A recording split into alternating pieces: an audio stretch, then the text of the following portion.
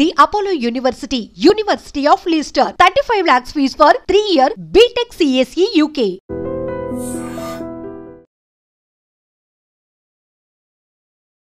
నమస్కారం, welcome to I dream. ధర్మ మార్గం విత్ విజిత కార్యక్రమానికి స్వాగతం.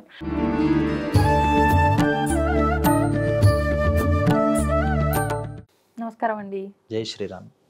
సాధారణంగా మనం గరుడ పురాణం టాపిక్ గురించి మాట్లాడుకున్న సందర్భంలో మీరు చెప్పిన దాన్ని బట్టి ఈ ప్రేతకాండలో మొత్తం అసలు చనిపోయిన తర్వాత ఈ విధానాలు ఏదైతే ఆచరిస్తున్నామో వాటన్నిటి గురించి ముందరే దాంట్లో చెప్పబడి ఉంది అని చెప్పారు. ఒక మనిషి చనిపోయిన తర్వాత వెంటనే ఆ జీవం పోగానే తీసుకొచ్చి వాళ్ళని వెంటనే నేలపైన పడుకోబెట్టేస్తారు, గడ్డిలో పడుకోబెడతారు, తల దగ్గర దీపం పెడతారు. ఇలాంటి విధానాలన్నీ కూడా కొన్ని ఆచరిస్తూ ఉంటారు. ఒక 11 రోజుల వరకు ఇవన్నీ ఆచరిస్తూ ఉంటారు. అసలు ముందర ఈ నేలపైన పడుకోబెట్టే విధానం ఎందుకు వచ్చింది? ఫస్ట్ ప్రశ్నే గరుత్మంతుడు అడిగినటువంటి ప్రశ్నలకి విష్ణుమూర్తి ఈ క్వశ్చన్తోనే స్టార్ట్ చేశాడు. అసలు మరణించినటువంటి వాళ్ళని భూమి మీదకి స్పర్శ జరిగేటట్టు పెట్టాలి. మంచం మీద మరణిస్తే ఒక దోషం చెప్పారు. అలాగే నిద్రపోతూ మరణిస్తే ఒక దోషం, ఎంగిలి నోటుతో మరణిస్తే ఒక దోషం. మరణ సమయంలో కొంతమందికి ఈ యూరిన్ అవి అయిపోతుంటాయి, అలా అయిపోతూ మరణిస్తే ఒక దోషం, నోట్లోంచి ప్రాణం పోతే ఒక దోషం. ఇలా అనేక రకమైన దోషాలు, దానికి ఏవో ప్రాయశ్చిత్తాలు అవి ఇక్కడ చేస్తూ ఉంటారు. ఇవన్నీ ఎప్పుడు పవిత్రం అవుతాయి? అసలు మనం స్టార్టింగ్ నుంచి పడుకోబెట్టడం దగ్గర నుంచి ఈ కర్మకాండ స్టార్ట్ అవుతుంది మనకి. యాక్చువల్గా అయ్యగారు మంత్రాలు ఇవన్నీ తర్వాత, కర్మకాండ ఒక మనిషి పోయిన వెంటనే, పోతాడు అని తెలుసున్న వెంటనే ఫస్ట్ బయటకు తీసుకుంటామన్నారు. ఇంట్లోంచి బయటకి తీసుకొచ్చిన తర్వాత పడుకోబెట్టాలి. ఈ పడుకోబెట్టడంతోనే కర్మ స్టార్ట్ అయిన పెట్టరు మాకి. ఈ స్టార్ట్ అయ్యే దగ్గర ఏం చెప్పారంటే, నేల మీద డైరెక్ట్గా పడుకోబెట్టమని కాదు, గోమయంతో దాన్ని ఆవుపేటతో అలికి ఆ ప్రదేశం మీద పెట్టమని. ఎందుకంటే భూమి స్వతసిద్ధంగా కొన్ని దోషాలతో ఉంటుంది. భూమే దోషాలతో ఉంటుంది. ఆవిడ అమ్మవారే, కానీ ఆవిడ దోషాలు దేనివల్ల వచ్చాయి అంటే, మధుకైటభులు అనేటటువంటి రాక్షసులు విష్ణుమూర్తి చెవి గులువు నుంచి బయటకు వచ్చి ఆయనతో యుద్ధం చేసి 5000 సంవత్సరాలు చేతులు కుస్తీలు పెట్టారట. విష్ణుమూర్తి ఆయనతో యుద్ధం చేశాడు 5000 years. వీళ్ళు ఓడవలేదు. సరే, వీళ్ళకి చాలా ముచ్చట వేసింది. అమ్మవారు ఏం చేసిందంటే, బ్రహ్మగారుని సేవ చేయడం కోసం ఇదంతా, విష్ణుమూర్తి బొడ్లోంచి వస్తాడు బ్రహ్మగారు, ఈయన చెవుల్లోంచి వచ్చారు వీళ్ళిద్దరు రాక్షసులు. వచ్చి చూశారట ఎదురుకుండా. ఆయన ఏదో వింత జీవి ఒక 5 తలకాయలతో కనిపించాడు. అప్పుడు ఫస్ట్లో 5 తలకాయలు ఉండేవి ఆయనకి. 5 తలకాయలతో కనిపించేప్పటికి, ఏంటి నువ్వు? ఆయనేమో సత్తు, ఇదేమో అసత్తు. అంటే అది మంచి, ఇది చెడు. ఫస్ట్ నుంచి ఉంది ఇది, ఈ రెండిటికి మంచి చెడు. నాభిలో ఉన్నటువంటి మలినంలోంచి బ్రహ్మగారు వస్తే, చెవిలో ఉన్నటువంటి మలినంలోంచి రాక్షసులు వచ్చారు. వీళ్ళు రాక్షసులు. ఎందుకు రాక్షసులు అంటే, పక్కవాడిని ఇబ్బంది పెడదామని చూస్తున్నారు. నువ్వు ఉండకూడదని ఆయన మీద బయలుదేరుతుంటే ఆయనకు భయం వేసి విష్ణుమూర్తిని పిలుద్దామా అని చూస్తే, ఈయనేమో నిద్రలో ఉన్నారు, యోగ నిద్ర. నిద్ర ఎందుకు పడుతుంది అని ఆలోచించి, ఓ నిద్ర అంటే తమోగుణం, ఆ తమోగుణానికి అధిష్టాత్రి ఒక శక్తి ఉంటుంది అని, ఆ శక్తికి అమ్మవారు అని ఒక పేరు పెట్టి ఆయన ధ్యానం చేశారట. చేయడంతోనే నిద్రని ఆయన దాంట్లోంచి బయటకు వెళ్ళిపోయింది నిద్రాదేవి. ఈయన లేచి సేవ చేయడానికి బయలుదేరుతుంటే, ఇప్పుడు మళ్ళీ ఆయన చూసేట 5000 years అవుతుంది, వీళ్ళంతా ఇది తెమిలేలా లేదు వ్యవహారం అంతా. కాబట్టి మళ్ళీ ఇందాక నన్ను సేవ్ చేసింది కదా ఫస్ట్లో ఆ దేవి, ఒకసారి మళ్ళీ నేను ప్రార్థన చేద్దామని అమ్మవారిని ప్రార్థన చేస్తే, ఈసారి ఏం చేసిందంటే వీళ్ళలోకి మళ్ళీ ఆవిడ ప్రవేశించింది. వెంటనే వీళ్ళు ఏం చేశారంటే, విష్ణుమూర్తిని చాలా గొప్పగా యుద్ధం చేసావయ్యా 5000 years మాతో నువ్వు కాబట్టి మేము ఇద్దరం కలిసి నీకు వరం ఇస్తాము అన్నారట. విష్ణుమూర్తికి వీళ్ళు ఇస్తారట వరం. నాకేముంది, నాకు ఇంకేం వరం కావాలి, మీరు నా చేతిలో చావాలి, అదే నాకు వరం. అయ్యో, ఇలా పొరపాటున ఇలా ఇచ్చేసాము వరం అంటే. చూడండి, సృష్టి ప్రారంభంలో కాబట్టి వాళ్ళకు కూడా కమిట్మెంట్ ఉంది. ఇస్తామన్న తర్వాత దానికి కట్టుబడాలి అనేది ఉంది. ఇప్పుడు మనకు అది ఉండదు, రాను పోతుంది కమిట్మెంట్. ఆ కమిట్మెంట్తో వాళ్ళు ఏం చేశారు, సరే ఇస్తామన్నాం కదా, చిన్న షరతు పెడదాం, అయితే ఇస్తాము, కానీ ఎక్కడ నీళ్లు లేవో అక్కడ మమ్మల్ని నువ్వు సంహరించాలి అన్నట్టు. అప్పుడు అంతా ఉన్నదంతా నీరే, ఇంకా భూమి అవేం పుట్టల. ఆ నీళ్లలోనే ఈ విష్ణుమూర్తి, ఆ విష్ణుమూర్తిలో ఉన్నటువంటి ఆ చిన్న మలం ఎప్పుడైతే అంటే మలం అంటే మట్టి, ఉమ్, ఆ మట్టి శరీర మాలిన్యం ఏర్పడంతోనే దాని నుంచి ఒక సృష్టి ప్రారంభమైంది. ఇక భూమి సృష్టి జరగల. ఇప్పుడు ఎక్కడ భూమి కోసం మరి నీళ్ళే ఉన్నాయి, అసలు భూమి ఉండాలి అని కూడా తెలియదు. ఉమ్, భూమి అనే ఒక కాన్సెప్ట్ ఉంటుంది, దాని మీద మనం చంపాలి అనేది అంతకు మునుపు భూమిని చూసిన వాళ్ళకి తెలుస్తుంది, కానీ స్టార్టింగ్లో వాళ్ళకి తెలియదుగా. అవును. మనం ఏం చేద్దాము అని చూసి ఆయన ఒకసారి తొడని చూశాడు, తొడ కనిపించింది. ఆ తొడని ఏం చేశాడంటే పెద్దగా చేసి ఆ ఇద్దరు రాక్షసుల్ని దాని మీద పెట్టి ఇలా నలిపేసేట మొత్తం. ఉమ్, మధుకైటవుని నలిపేశాడు. నలిపేసిన తర్వాత ఏమైంది, ఈ వేస్టేజ్ అంతా కూడా మళ్ళీ ఇలా అన్నట్టు ఉమ్, ఇలా అండంతోనే అది మళ్ళీ నీళ్ళలో పడింది. మరి ఆ వేస్టేజ్ ఎక్కడికి పోతుంది? ఉమ్, దాన్ని మేధస్సు అంటారు, ఈ మాంసం వాటితో ఉన్నది. ఆ మేధస్సు అంతా కూడా కలిసి కలిసి కలిసి కలిసి కలిసి ఇప్పుడు మనకు థియరీలు చెప్తున్నారు కదా, భూమి ఎలా వస్తుంది, ఎలా ఏర్పడిందని. ఎలా ఏర్పడి కూడా ఉండొచ్చు. ఉమ్, ఇది మనకు చెప్పింది. అంటే దానికి మునుపు జరిగినటువంటి ఈ విష్ణువు బ్రహ్మ ఈ మధుకైటబులు అనేటటువంటిది మన శాస్త్రజ్ఞులకు ఇంకా ప్రస్తుతానికి అంది ఉండకపోవచ్చు. ఓకే. కానీ ఏదో ఒక మెటీరియల్ అది అలా అలా అలా ఏర్పడింది అనేది అంటున్నారు కదా. ఈ మెటీరియల్ ఏదైతే ఉందో వీళ్ళ శరీరంలోంచి ఉన్నటువంటి మేధస్సు, దాంతో ఈ భూమి ఏర్పడింది. మరి ఇప్పుడు పవిత్రమా అపవిత్రమా భూమి? అపవిత్రమే. అసలే రాక్షసులు, పైగా వాళ్ళ యొక్క రక్తమాంసాలతో రక్తమాంసాలతో. ఏర్పడినటువంటిది భూమి అని. ఉమ్, అందుకని మనం ఏం చేస్తామంటే ప్రతి దగ్గర కూడా భూమిని మళ్ళీ మనం ప్రోక్షణ చేస్తూ ఉంటాం. అవును. నీటితో మళ్ళీ భూమి ప్రోక్షింపబడితే అది శుద్ధం అవుతూ ఉంటుంది ఎక్కడైనా. అంటే ఊరికే క్లీనింగ్ కోసం కాదు, బాగా క్లీన్గా ఉన్నా మళ్ళీ ఒకసారి మంత్రపూర్వకంగా ఏదో నామస్మరణ భగవంతుడు నామంతోనో పుండరీకాక్ష అనో చదువుకుంటే ఉమ్, అది అక్కడ ఈ దోషాలు పోతాయి. అంటే సర్ఫేసి యాసిడ్ వేసి క్లీన్ చేస్తే నీట్నెస్ ఉంటుంది. అవును. కానీ భూమికి పట్టినటువంటి ఈ మైథిని దోషం ఏదైతే ఉంటుందో ఉమ్, అప్పుడు భూదేవి ఏం చేసిందంటే నన్ను పెట్టావు బాగానే ఉంది, ఉమ్, నేనే అపవిత్రులంటే ఇప్పుడు నా మీద పుట్టే వాళ్ళందరూ అపవిత్రులు అయిపోతారు, సృష్టి అపవిత్రం అయిపోతుంది. ఆ. కాబట్టి నాకైనా నువ్వు వరం ఇవ్వు అంటే అప్పుడు ఎవరైతే నీకు మంత్రోక్తంగా నేను విష్ణుమూర్తి నీటి స్వరూపం అంటారు. ఆపో నారాయితి ప్రోక్తాహ ఆపోవై నరసూనవహ అని. ఉమ్, నేను నీటి స్వరూపం కాబట్టి నీటితో నిన్ను శుద్ధం చేస్తే నువ్వు శుద్ధపడుతూ ఉంటావు అని. ఓకే. అంటే దాన్ని ఏమన్నారు అంటే అందుకని ఈ భూమిని శుద్ధం చేయాలి. ఈ శుద్ధం చేసే దగ్గర కొన్ని నీటితో చేసే ఉంటాయి, కొన్ని దర్భతో వాటిని ఇలా రాస్తే కొన్ని చోట్ల శుద్ధి పడుతుంటుంది, ఉమ్, కొన్ని చోట్ల ఆవు పేడతో శుద్ధి పడుతుంటుంది. ఆవు పేడ సర్వదేవతా స్వరూపం కాబట్టి దాంట్లో లక్ష్మీ స్వరూపం పృష్ఠభాగంలో ఆవుకు ఉంటుంది కాబట్టి ఆ పేడతో దాన్ని అలకమన్నారు. పేడ దొరకని పరిస్థితుల్లో పసుపుని దాని స్థానంలో వాడుకోవచ్చు, అది కూడా లక్ష్మీప్రదం కాబట్టి పసుపుతో అయినా అలికి దాని మీద నల్ల నువ్వులు దర్భలు వేయమన్నారు. ఓకే. నల్ల నువ్వులు దర్భలు. దర్భలు. మనకి చాలా చోట్ల దర్భలు అంటే 7 రెల్లుగడ్డిని కూడా దర్భలు అంటారు. ఉమ్, రెల్లుగడ్డి కూడా ఒక రకమైన దర్భే.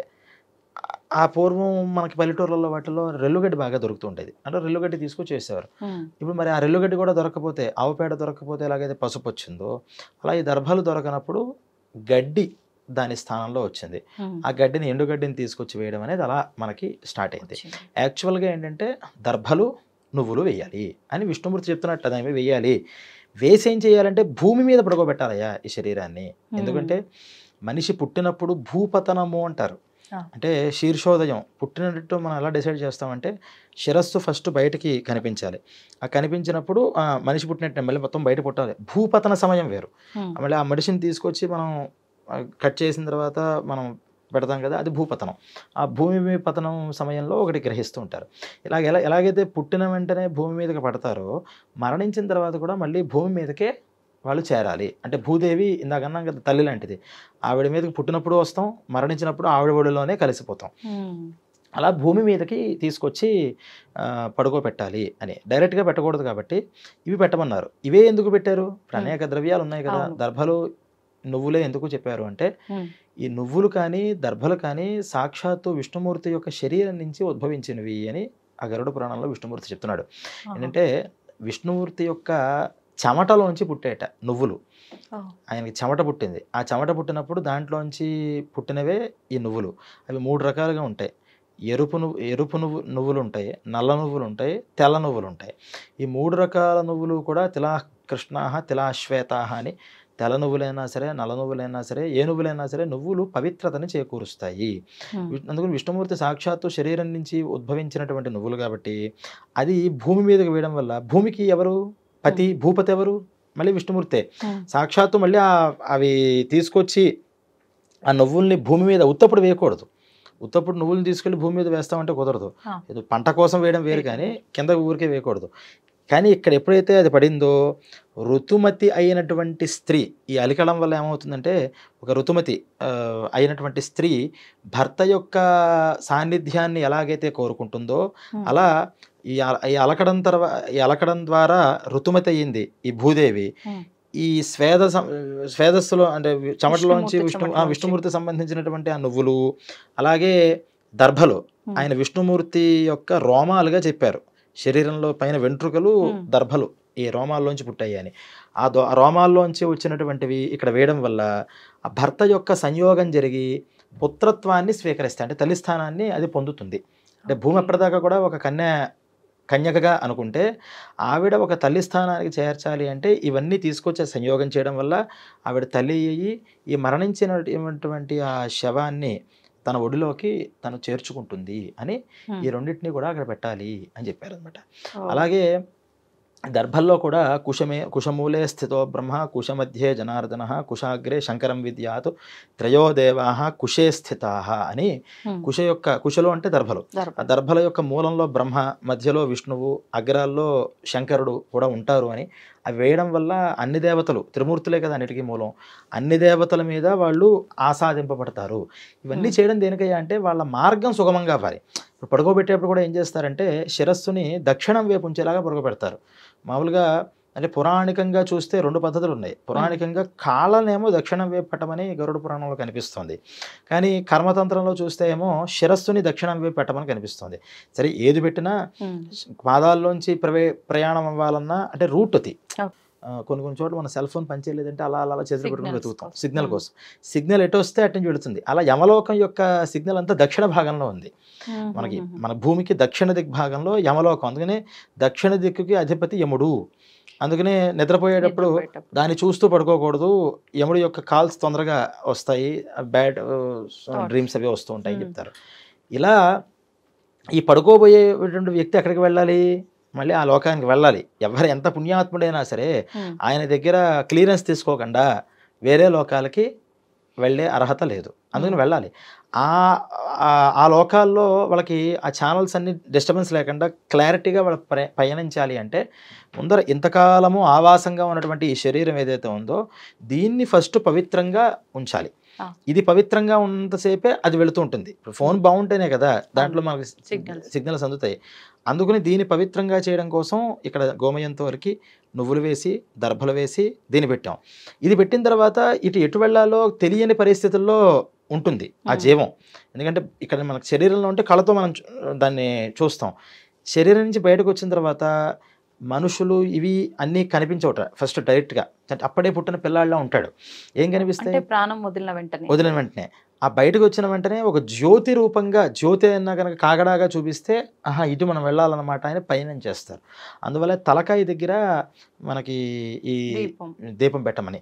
అందుకని దక్షిణం వైపు తలకాయ పెడితే ఏమవుతుందంటే తలకాయ పైన ఈ దీపం పెడతారు కాబట్టి ఆ దీపం అక్కడ కనిపించిన వెంటనే ఈ దిక్కుగా మనం పయనించాలి అని ఆ దిక్కుగా తన ప్రయాణం చేస్తాడట. అప్పుడు ఈ యమలోకలో యమభటులు కూడా అప్పుడే ముందరగా ప్రాణాన్ని తీసుకెళ్ళడం రెండు కూడా ఒకేసారి జరుగుతాయి.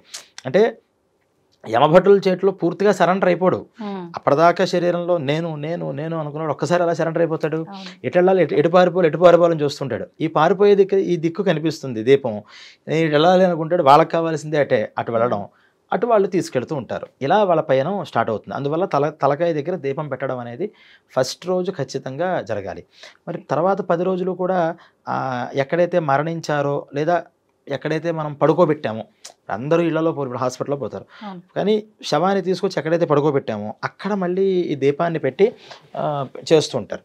ఎందుకు ఇది అంటే మళ్ళీ అక్కడ శిలాస్థాపనం అనే ఒక చిన్న గులకరాయి మీద ఈ జీవిని తీసుకొస్తారు. తర్వాత ఎపిసోడ్లో మనం చెప్పుకుందాం.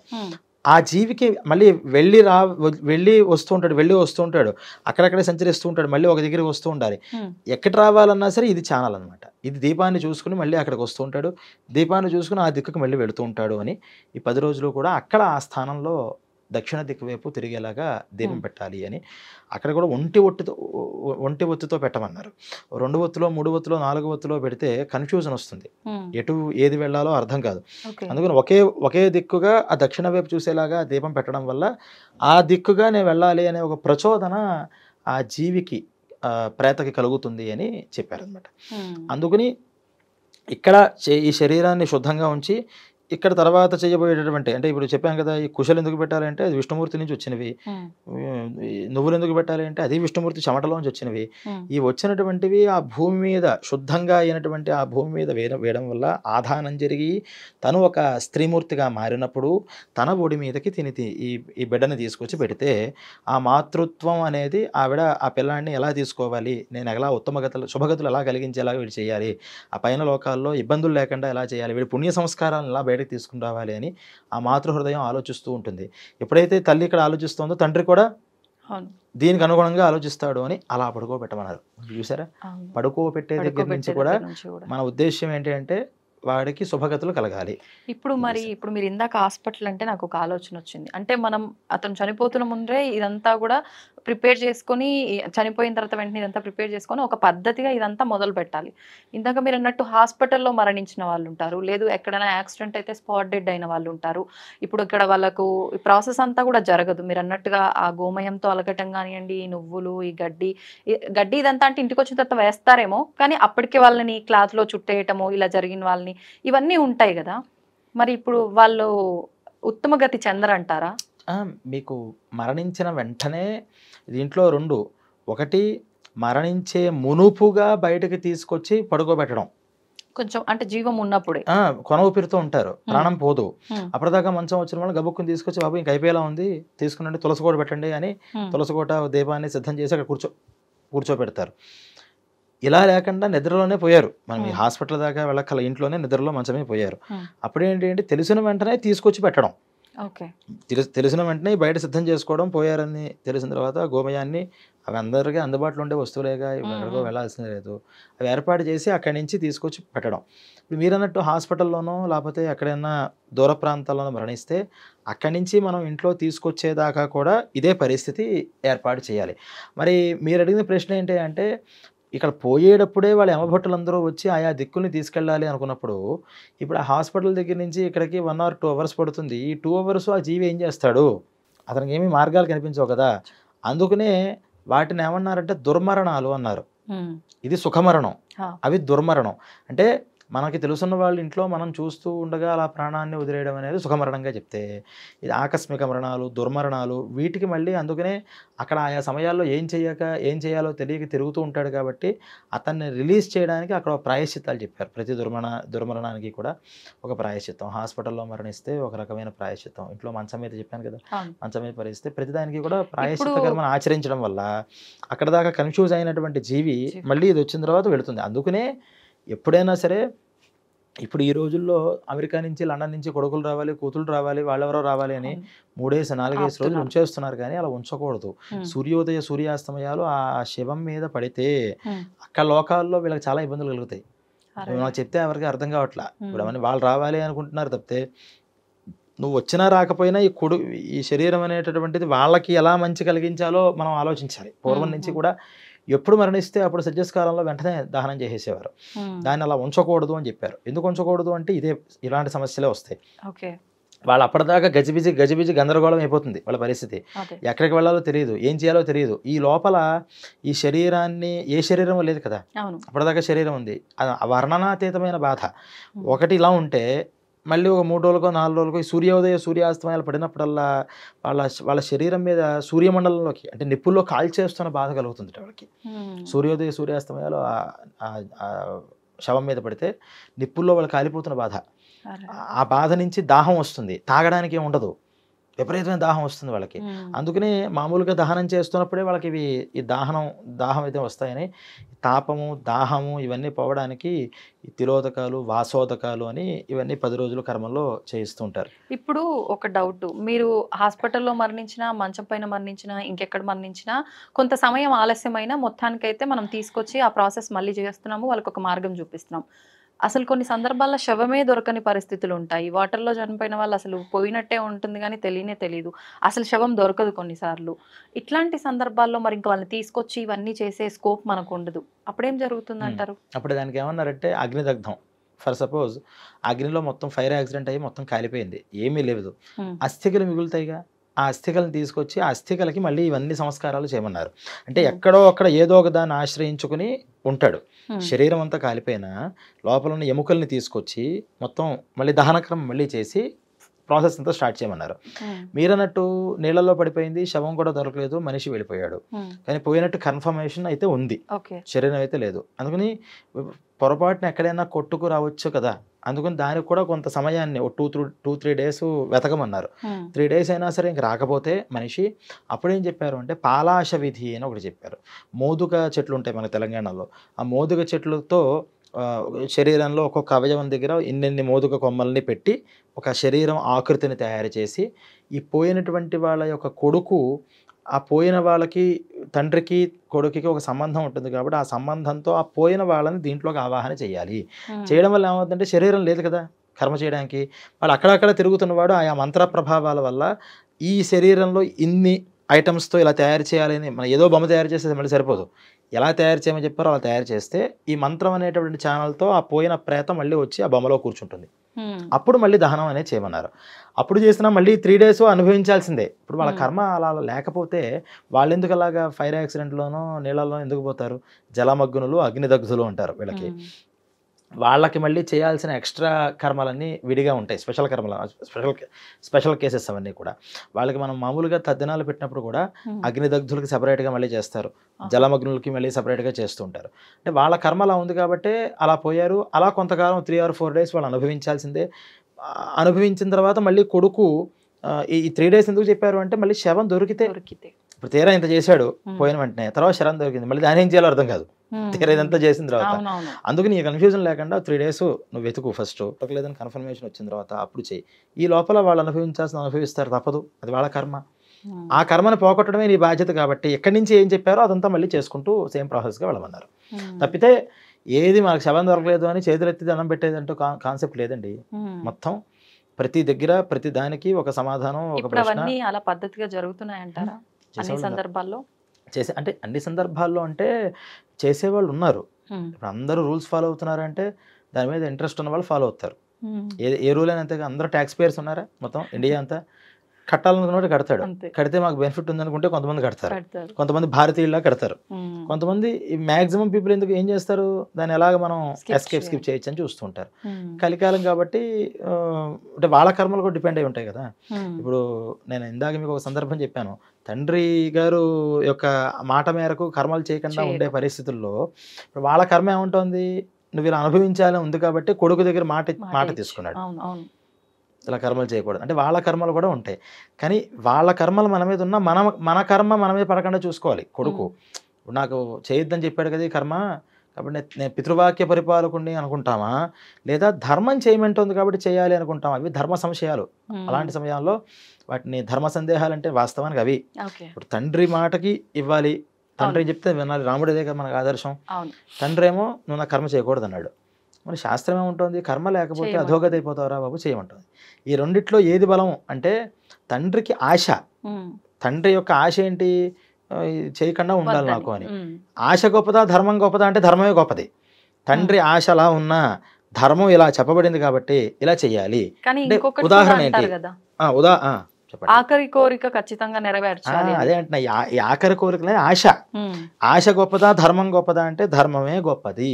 ఎందుకు అంటే పచ్చకామెర్లు వచ్చాయి కొడుక్కి, బాగా పచ్చకామెర్లు. తండ్రికి అనుకోండి, ఆ పచ్చకామెరలో మీకు కొన్ని ఏవో పచ్చాలు చెప్తారు, ఆవకాయ తినకూడదు, గోంగూర తినకూడదు, వంకాయ తినకూడదు ఇవన్నీ అని. కానీ ఆ సమయంలో అన్ని తినాలనిపిస్తుంది. వాళ్ళు పచ్చని చెప్తారు. పూర్వం వెల్లమందు అని వేసేవారు, ఆ వెల్లని ఊరుంది అక్కడ, జస్ట్ అది ఇంత ఉండ చేసి వేసేస్తారు. కానీ వాళ్ళు 6 months పచ్చని చాలా గట్టిగా చేయాలి, మళ్ళీ జీవితంలో మళ్ళీ రాదు. అలా చాలా మందికి వైద్యం అలా జరుగుతూ ఉండేది. ఇప్పుడు వీళ్ళకి ఏమవుతుందంటే ఫస్ట్ ఆ డోస్ వేసిన 3 days ఓన్లీ పాలు తాగాలంటారు, ఏమీ లోపల తాగకూడదు. వీళ్ళ పక్కన ఎవరైనా ఆవకాయలు అవి తింటూ ఉంటే తినాలనిపిస్తూ ఉంటుంది. ఇప్పుడు ఇదే తండ్రి నాకు ఆవకాయ పెట్టాలంటే, అమ్మో తండ్రి గారు మాట జవదాటకూడదు, ఆయన ఆవకాయ పెట్టమన్నారు కాబట్టి ఆయన పెట్టాల్సిందే అనుకుంటామా? ఉమ్, పెడితే అనారోగ్యం కాబట్టి పెట్టకూడదు నాన్న, నువ్వు తినకూడదు, నీకు షుగర్ ఎక్కువ, తినకూడదు, నువ్వు తాగకూడదు. రెండోది చేస్తాం ఏ? వద్దు అని. మరి తండ్రి గారి మాట మనం ఫాలో అంటే అవ్వాలి. ఇప్పుడు ఫాలో అవ్వకపోయినా ఆయన ఆరోగ్యం బాగుంటుందనే కదా మహా అయితే. అంటే ఆయన ఆశ కన్నా ధర్మం గొప్పది. కరెక్ట్. కొడుగ్గా కర్తవ్యం ఏంటంటే తల్లిదండ్రులు సుఖంగా ఉండేలా చూసుకోవడం. సుఖం వాళ్ళు అడిగించేస్తే సుఖం కలుగుతుంది, ఇదొక సుఖం. కానీ తర్వాత మళ్ళీ నష్టం కలిగినా నీ వల్లే వస్తుంది కాబట్టి నష్టం ఏ రకంగా కలగకూడదు. ఈ ఇప్పుడు షుగర్ పేషెంట్తో ఉన్నటువంటి తండ్రి స్వీట్ కావాలి అంటే ఆయనకి స్వీట్ తినడం వల్ల తాత్కాలిక సుఖం వస్తుంది, కానీ షుగర్ పెరిగితే మళ్ళీ అది అనారోగ్యం సూచన అవుతే మళ్ళీ దుఃఖం కూడా వస్తుంది. కాబట్టి నీ కర్తవ్యం ఏంటంటే నాన్న నువ్వు తినకూడదు కాబట్టి నీకు ఇలా చేయను, నువ్వు అడిగావు కదా ఇంత పెసరు తిను, నీ కోరిక ఇబ్బంది లేకుండా నీకు. అలా ఏంటంటే ఇటువంటి కొడుకులు కూడా వాళ్ళు కూడా ఇలా మాటలు తీసుకున్నప్పుడు ఇంకోటి తీసుకుంటున్నప్పుడు తప్పకుండా చేస్తాను, వాళ్ళ సంతృప్తి కోసం అంటే సరిపోయిందిగా. అలా అప్పుడు వాదించకూడదు. కొడుకు ధర్మం ఏంటంటే ఆఖరి కోరికగా కూర్చుని మీద చేసినప్పుడు అలా చేస్తావనన్నా నీకు ధర్మం ఏం తెలుసు అని అక్కడ వాదించకూడదు. తప్పకుండా నాన్న నీకేం కావాలంటే అబద్ధం ఆడు, తప్పేం లేదు. ఎందుకంటే వాళ్ళకి కావాల్సిన సంతృప్తి. ఇప్పుడు వాడు ఎందుకు నీ మీద మాట మీద చేసుకుంటున్నాడు, వాడికి ఆ సంతృప్తితో నేను పోవాలి. నా ఆఖరి కోరిక తీరుస్తావా లేదా అంటే తీరుస్తాను అంటే సంతృప్తి. నువ్వు తీర్చేది చూడడం, నువ్వు తీర్చేది నేను చూస్తానని కూడా పోయేవాడికి తెలియదు కదా. నేను వెళ్ళిన తర్వాత నేను పైన పలానా లోకం నుంచి ఇక్కడ చూస్తూ ఉంటాను, నాకు ఇలాగా ఇక్కడ నాకు విజన్ కనిపిస్తుంది అని ఎవడో అనుకోడు. వాడికి ఏం కావాలి ఆ సమయంలో, నేను ఒక మాటని కోరుతున్నాను, నువ్వు నాకు ఆ మాట ఇస్తే నాకు ధైర్యం, మాట ఇచ్చే ఆ ధైర్యం అక్కడితో అయిపోయింది. కానీ తర్వాత అది ధర్మమా అని చూసి ఇప్పుడు నువ్వు చేసే పని వల్ల నువ్వు ఇబ్బంది పడినా పర్వాలా. తండ్రికి ఇచ్చిన మాట వల్ల నాకు ఇబ్బంది కలుగుతోందండి, ఇప్పుడు తండ్రి గారు అరే చెరవ సగం తీసుకోవడం పంచాలరా, కానీ మీ తమ్ముడు నీకన్నా బాగా పూర్గా ఉన్నాడు కాబట్టి తమ్ముడికి 80% ఇద్దాం అనుకున్నాను, నీకు 20% ఇద్దాం అనుకున్నాను అనుకో. లాస్ట్ విష్ అడిగాడు, తీర్చరా? అస్సలు ఒప్పుకునేదే లేదు. మరి తండ్రి విష్ కదా, తీర్చాలి కదా. అంటే ఆస్తుల దగ్గర మన ఇష్టం, కానీ ధర్మం దగ్గర ఏముంటుంది, ధర్మం దగ్గర తీర్చు, అలాగేనా దానికి ఓకే అను. ఇప్పుడు ఎలా తీరుస్తావు అని గొడవలు పడకు. ఆయనకు కావాల్సింది అంటే నువ్వు ఓకే అంటే చాలా ఆయనకి సంతృప్తి. నా కొడుకు నన్ను ఓకే అన్నాడు, కానీ ఆత్మశాంతి ఉండదు అంటారు కదా. ఇదేనంటున్నా. ఇప్పుడు ఓకే అన్న తర్వాత ఇప్పుడు ఈ తండ్రికి ఇచ్చే మాట 80% 20% ఇవ్వడం వల్ల నష్టం తండ్రిగా నీకా? ఈయనకే కదా. నాకు నష్టం అయినా పర్వాలేదు, తండ్రికి నష్టం అయితే మాత్రం ఆ పని నేను చేయను. అది ధర్మం అంటే. నాకు నష్టం అదేంటంటే అంత తండ్రిలు అనుకున్నాడు, పితృవాక్య పరిపాలన అంటే అదే. మరి లాస్ట్ విష్ వాళ్ళు అది ఫుల్ఫిల్ చేయడం అంటే అర్థం ఏంటంటే తమ్ముడికి 80% ఇచ్చేసేసే, నువ్వు 20 తీసుకో, బాధపడితే నేను బాధపడతా, నా కొడుకు బాధపడతారు తప్పితే తండ్రికి బాధ కలగదు. కానీ ఇందాక నేను చెప్పినటువంటిది నాకు లాస్ట్ విష్ నువ్వు ఇవ్వాలి, నాకు ప్రామిస్ చెయ్యి, నాకు నువ్వు కర్మకాండ చేయకూడదు అని కనుకంటే దానివల్ల బాధపడేది ఎవరు? కర్మకాండ చేయకపోతే పోయిన వాళ్ళు బాధపడతారు. వీళ్ళు ఎలాగో బాధపడతారు చేయకపోవడం వల్ల, వీళ్ళతో పాటుగా పోయిన వాళ్ళు కూడా బాధపడతారు. కాబట్టి మన ఇంటెన్షన్ వాళ్ళు బాధపడకుండా ఉండడం. అప్పుడు ఈ మాటని అంటే తండ్రికి ఇచ్చిన మాట దాటినా తప్పులేదు. ఇప్పుడు ఈయన ఇక్కడ చేయాల్సిన కార్యక్రమాలన్నీ చేయకపోతే ఇప్పుడు ఆయన అంటే వాస్తవంగా చెప్తారు కదా, ఎటువంటి కార్యక్రమాలు అయితే మనం చేయకుండా ఉంటామో పితృదేవతలకి, వాళ్ళు అంటే ఏదో త్రిశంకు స్వర్గంలో ఎలాడుతూ ఉంటారు కాబట్టి వాళ్ళు పైకి వెళ్ళలేరు, కిందికి రాలేరు. వాళ్ళ కర్మలు తీర్చుకోవాలంటే ఖచ్చితంగా మళ్ళీ భూమిపైకి జన్మ తీసుకొని రావాలి. ఇంకా రాలేరా ఎప్పటికీ? ఇప్పుడు ఇందాక నేను చెప్పాను కదా, 3 days వీళ్ళ పరిస్థితి ఏమవుతుంది, ఎక్కడికి వెళ్ళాలో తెలియదు, శరీరాలు లేవు, ఎక్కడికి వెళ్ళాలో తెలియదు. వీళ్ళేమో ప్రాణం తీసేసి యమభటులు పెట్టారు, కానీ యమభటులు ఒక మార్గం దగ్గరికి తీసుకెళ్ళరు. అక్కడికి తీసుకెళ్ళాలి అంటే ఇప్పుడు నాకు చెప్పిన ఈ పొజిషన్ ఉండాలి. ఈ పొజిషను ఇది కనిపిస్తే ఈ శరీరానికి శుద్ధి వస్తే వాళ్ళు అక్కడికి తీసుకెళ్ళడానికి ట్రై చేస్తారు. అక్కడికి వెళ్ళిన తర్వాత కూడా ఇప్పుడు ఈ చేయాల్సిన శరీరం దహనం ఒకసారి జరగాలి. లేకపోతే డైరెక్ట్గా వెళ్ళిపోయిన తర్వాత పైన అక్కడ వీళ్ళకి ఎంత పడింది ఏంటి అని శిక్షలు వచ్చేసి మళ్ళీ ఇక్కడికి పంపిస్తారు. ఇక్కడి నుంచి వెళ్ళాలి అంటే శరీరం దహనం అవ్వాలి, దహనం శాస్త్రోక్తంగా అవ్వాలి, విద్యుక్తంగా అవ్వాలి, ప్రాసెస్ ప్రకారం అవ్వాలి. వితౌట్ ప్రాసెస్, ఆ ప్రాసెస్లో ఏమాత్రం ఇప్పుడు ట్యాగ్ లైన్ వేస్తారండి, దాంట్లో ఒక గీత చిన్న తేడా వస్తే అది దాంట్లోకి సిస్టంలో కనిపిస్తుందా? శరీరం కూడా అంతే, శాస్త్రం కూడా అంతే, ఏది తూచా తప్పకుండా పర్ఫెక్ట్గా చేయాలి. ఇంకా మనం దేవుడి పూజలు చేసినప్పుడు కూడా కాస్త అటు ఇటు జరిగితే ఏదో ప్రాయశ్చిత్తం దేవుడు మనవాడే అనుకుంటాడు. అక్కడ అలా కుదరదు, ఎగ్జాక్ట్గా చెప్పాలి, ఎగ్జాక్ట్గా మంత్రం అలాగే ఎగ్జాక్ట్ క్రియ అలాగే ఉండాలి. ఏమాత్రం తేడా వచ్చినా అది అసలు వెళ్ళదు ముందరికి. అందుకని ఇప్పుడు ఇలాంటి కర్మలు చేయాల్సిన పరిస్థితి వచ్చినప్పుడు ఇక్కడ చేసేటటువంటి కర్మలు ఉంటాయి కదా, ఉమ్, వీళ్ళ కొడుకులు చేయాల్సిన కర్మలు, అవును. ఈ కర్మలన్నీ కూడా శాస్త్రోక్తంగా జరిగితేనే వాళ్ళకి పైకి వెళ్తాయి. లేకపోతే ఏమవుతారు, వీళ్ళు ఎక్కడికి వెళ్ళాలో తెలియదు, ఉమ్, ఏం చేయాలో తెలియదు, అలా గాలిలో తిరుగుతుంటారు. ఉమ్, వాళ్ళని పిశాచాలు అంటారు. దయ్యం దయ్యం దయ్యం ఏ తిరుగుతున్నాడు, ఉమ్, పిశాచాలు అంటే ఇవన్నమాట, పిశాచగణాలు అవన్నీ. ఓకే. అక్కడ అలా గాలిలో తిరుగుతుంటారు, వాళ్ళకి గాలే, ఉమ్, వాళ్ళకేం శరీరం ఉండదు, ఆకలి దప్పిక. అందులో ఇప్పుడు దహనం చేశారు, కర్మలు చేయకపోతే వాళ్ళకి ఉత్తమ పై గతులు ఉండవు, కింద గతులు ఉండవు. ఉమ్, దాంతో వాళ్ళంతా కూడా కళల్లోకి వస్తూ ఉండడం, కొంచెం ఎనర్జెటిక్గా ఉంటారు అనుకోండి వాళ్ళు. ఉమ్, అంటే మనస్సు హార్డ్గా ఫోర్స్ఫుల్గా ఉంటే వాళ్ళు ఏవో సమస్యలు పెట్టి వీళ్ళని హింసిస్తూ ఉంటారు కుటుంబాన్ని. కుటుంబాన్ని. నన్ను నువ్వు రిలీజ్ చేయి చెప్పడం. ఓకే. వాళ్ళు అంత బలవంతులు కాదంటే కనుక అలా తిరుగుతూ ఉంటారు. వీళ్ళు ఏమనుకుంటారు, మా నాన్న ఎక్కడికి వెళ్ళిపోయాడు, మనం సుఖంగా ఉన్నాడులే అని వీళ్ళు అనుకుంటారు పాపం.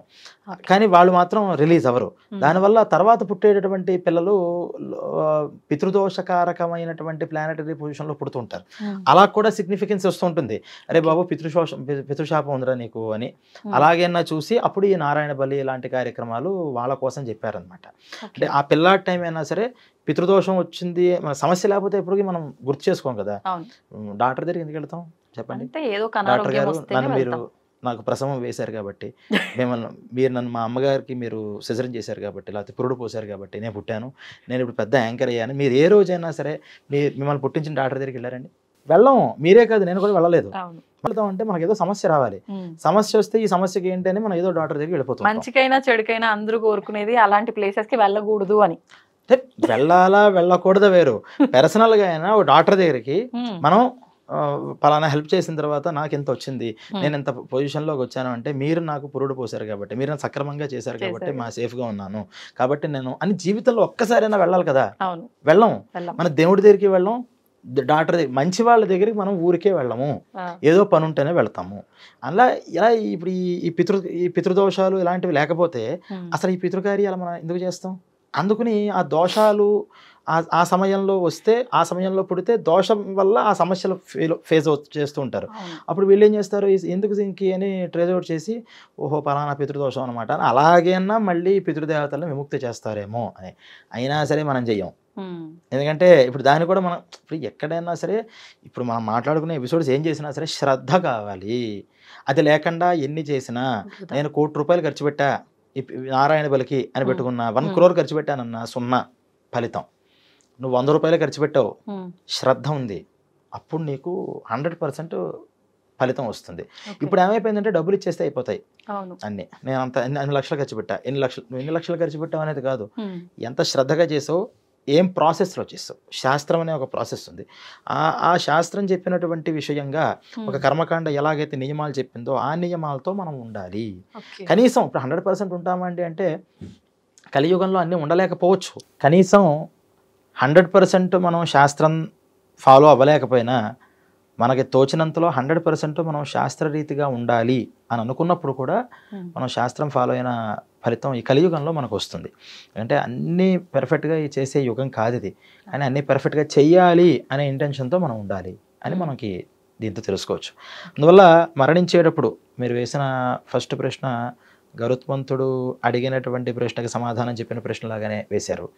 ఇది మరణించినటువంటి వాళ్ళ యొక్క పరిస్థితి, అంటే శరీరాన్ని కూడా అందుకనే ఈ పంచామృతాలు వాటితో శుద్ధం చేస్తారు. అంటే మనిషి పోయిన తర్వాత ఎందుకు ఇదంటే ఇది ఎంత పవిత్రంగా ఉంటే పైన అంత పవిత్రమైన శరీరాలు వస్తూ ఉంటాయి. అలాగే ఈ శరీరం లోపల ఆ నోట్లో కూడా బంగారం వేయడం అనేది మనం చూస్తాం. బియ్యం వేస్తున్నారు బంగారం. యాక్చువల్గా ఏంటంటే పంచలోహాలు వేయాలి. అలాగే 7 రకాల ధాన్యాలు ఉన్నాయి, ఆ ధాన్యాలు కూడా వాటిలో వేయాలి. అన్నీ దొరకవు కాబట్టి ఆ టైంలో బియ్యాన్ని వేసేయడం అని చేస్తున్నాం. ఆ ఎన్ని రకాల అవన్నీ వేయడం వల్ల ఏమవుతుందంటే బీజవపనం అని ఒక పంటని మనం విత్తనాలు వేసి పండించడం ఎటువంటిదో ఈ నోట్లో ఈ వస్తువులు ఈ ద్రవ్యాలని వేయడం వల్ల తర్వాత పైలోకాల్లో అన్ని శుభాలు ఆ జీవుడికి కలుగుతాయి అని ఇవన్నీ కూడా అక్కడ ఏమని చెప్పారు. ఇలా అనేక విషయాలు మనకి ఈ గరుడ పురాణం ద్వారా మనం తర్వాత ఎపిసోడ్లో మనం తెలుసుకోవచ్చు. తప్పకుండా అండి. నిజంగా గరుడ పురాణం అనగానే శిక్షలు ఒక్కటే అనే భ్రమలోనే ప్రతి ఒక్కరం ఉన్నాము. కానీ మాట్లాడుకుంటూ ఉంటే అసలు ఇంత డెప్త్ ఉందా ఈ సబ్జెక్ట్లో, ఇంకా ఎన్నో ఉన్నాయి తెలుసుకోవాల్సినవి అనిపిస్తుంది. మరొక మంచి ఎపిసోడ్లో మరిన్ని విషయాలు మాట్లాడుకుందాం. ధన్యవాదాలండి. అవుతున్న శివలింగం. సరే దాన్ని అట్లా కప్పేసేయండి, చూపించదండి. Krishna is there. మూర్తి పూజ కాదు, సాక్షాత్ బ్రజేంద్ర నందన భగవాన్ ఉన్నారు మూర్తిలో. ఏమీ ఆశించకుండా ఆరాధించే వాళ్ళు కూడా ఉన్నారా ప్రభుజీ? నిజమైన భక్తి అంటే మనకు తెలియదు కాబట్టి